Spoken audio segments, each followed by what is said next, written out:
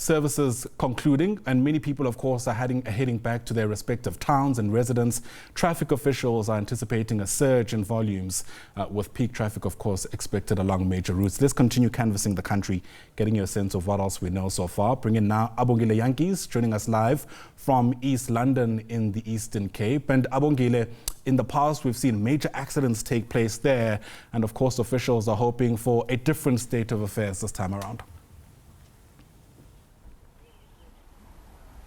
Indeed, and the officials are hoping for a different issue from now around compared to the previous Easter season. Last year, I understand that we lost around 25 people on our roads during this period, and the authorities are saying that they've done all they can to ensure that number is decreased and to ensure that people return to their various destinations safely. We're coming to you from a roadblock that has just commenced here on the N2 Kai Bridge, where the authorities are saying that they are leaving nothing to chance, Ayana, and to ensure that these motorists do get to their various destinations safe and unharmed. Well, the numbers of vehicles are starting to pick up as the day does progress this morning, and the authorities are saying that they are on the ground, even on areas where you might think you might avert to see them. They will be there because they've increased the number of personnel on the ground. Let's bring in the spokesperson of the Transport Department here in the Eastern Cape, Unathi Pingosa. Sir, thanks a lot for your time. Easter weekend is almost over. The Easter weekend is over. How has the province done so far? It will be overly insensitive of me to say that we have done well, because there are families that are mourning the loss of their loved ones. There are people in hospital recovering from serious injuries.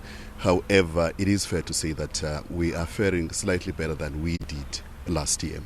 And what is going to happen in the next couple of hours is going to be defining in terms of whether we will remain below where we were last year or will do worse, because we know that in some instances, all it takes is one mistake from a motorist and the picture changes altogether. But we've got to take our hats off to these officers here for their dedication that have shown since the beginning of the Easter period. Because Easter, we're not looking at it as just this weekend. We're breaking it into three segments. We've got a pre-Easter, post-Easter, rather during Easter where we are now, and post-Easter. Because we know that next week there's another long weekend coming up.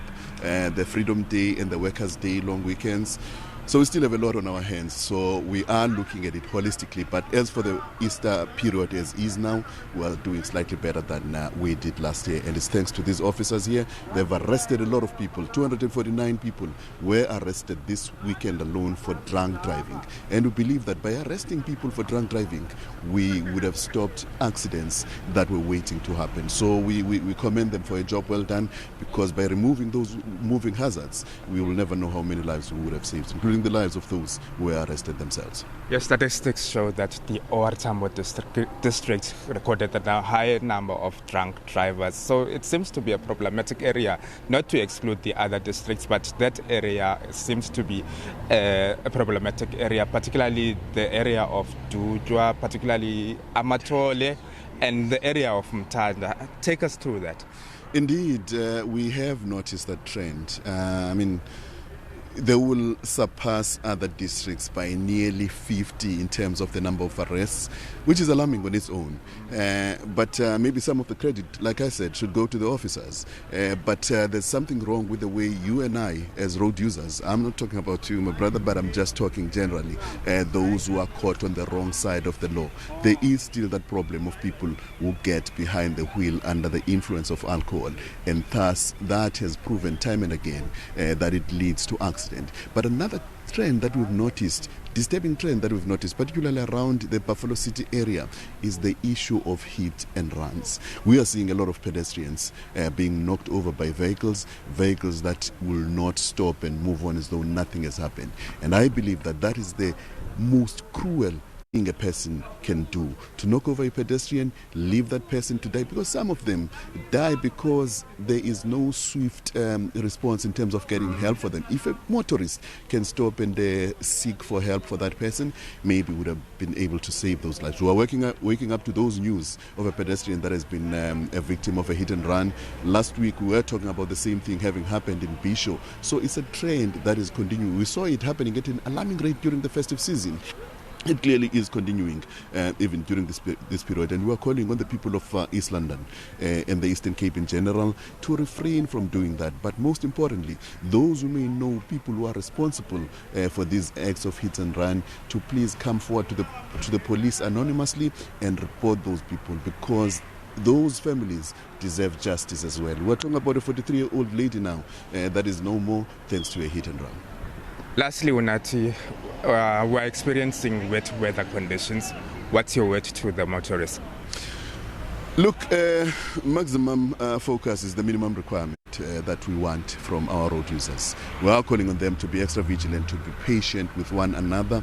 It is wet and slippery in most parts of the province, and in some areas there's poor visibility. In order for you to get to your destination, you need to be a bit more patient. Allow yourself a bit of extra time. Be comfortable with the fact that you may not get there at your desired time, but the most important thing is to get there. We will have our officers as well scattered all across some of the major routes, including this one, which is a major inter and inner provincial road, because you know that to my left we've got East London, and further left we've got Gqeberha, and up this side we've got Mthatha. Those are some of the major centers in the economy of the Eastern Cape, and of course they are connecting us with other provinces, your Western Cape to my left and KZN to my right. So we will keep an eye on this route as well. Thank you so much for your time. And that was Unathi Bingqose, transport spokesperson here in the Eastern Cape, taking us through how the province fared over this Easter period, saying that it's quite concerning, but they're hoping that they don't exceed that number of 25 in terms of road fatalities. We shall bring you more as this day unfolds here at this roadblock.